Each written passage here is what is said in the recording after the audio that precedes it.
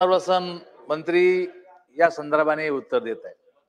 अध्यक्ष महोदय, मी आता गंभीर विषयाकडे आपलं लक्ष वेधतो की राज्यातली मोसंबी शेवटची घटका आता मोजू लागलेली आहे आणि संपूर्ण राज्यभरामध्ये काहीच जिल्हे असे आहेत ते मोसंबी पिकवणारे. अध्यक्ष महाराज सरकार मान्य करतं, आपण मान्य करतो की आता वातावरणातला बदल, कधीही पाऊस पडू लागलेला आहे, कधीही गारपीट होऊ लागलेली आहे आणि अशा अवस्थेमध्ये आमच्या पिंपळे साहेबांनी सांगितलं मिरगी आणि आंब्याबार या दोन्ही बारामध्ये मोसंबीला ताण द्यावा लागतो आणि तो ताण जर बसला आणि मध्येच पाऊस पडला तर तिथं फळधारणा होत नाही.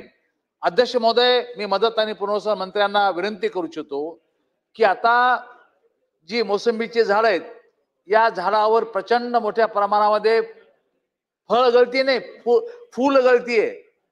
लक्षात घ्या, फळ तर गळती आहेच आहे, पण मोसंबीला फुलं लागले, बहार आला की त्यामध्ये गळती होती.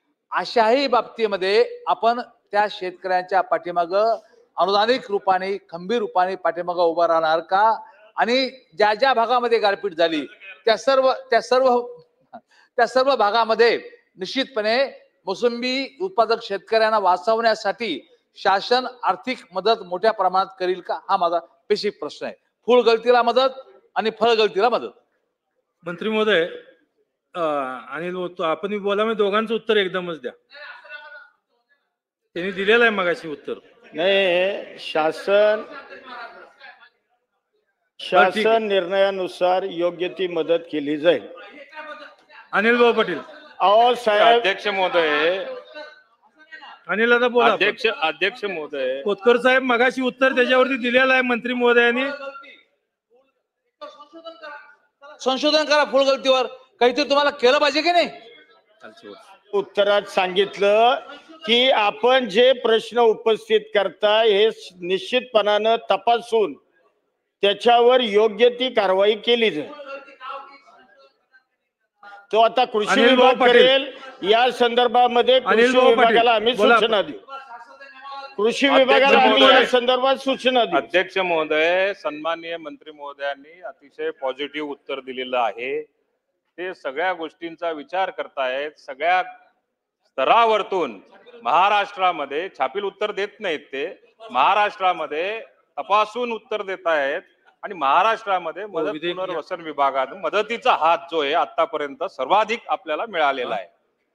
मागे माझ्या मते आपल्या भाषणामध्ये किंवा कृषी मंत्र्यांच्या भाषणामध्ये आलं की जवळपास 19,000 कोटी रुपये तुम्ही आतापर्यंत वितरित केलेले आहेत.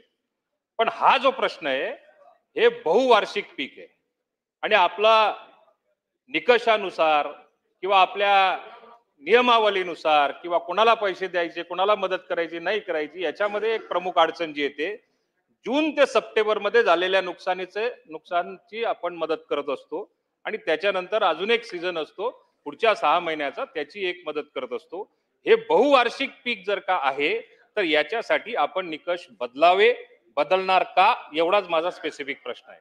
मंत्री महोदय साहेब, आतापर्यंत मी मगाशीच सांगितलं माझ्या उत्तरामध्ये, आजपर्यंत खरीप आणि रब्बी या संदर्भात आपण मदत करत आलेलो आहे. तसा शासन निर्णय आहे.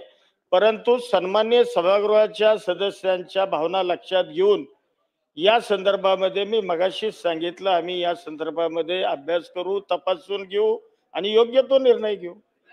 ठीक आहे. विधेयक आहे, शासकीय विधेयक पुरस्कार सन 2025 चे विधानसभा विधेयक क्रमांक 79 महाराष्ट्र ग्रामपंचायत सुधारणा व विधिग्राह्यकरण विधेयक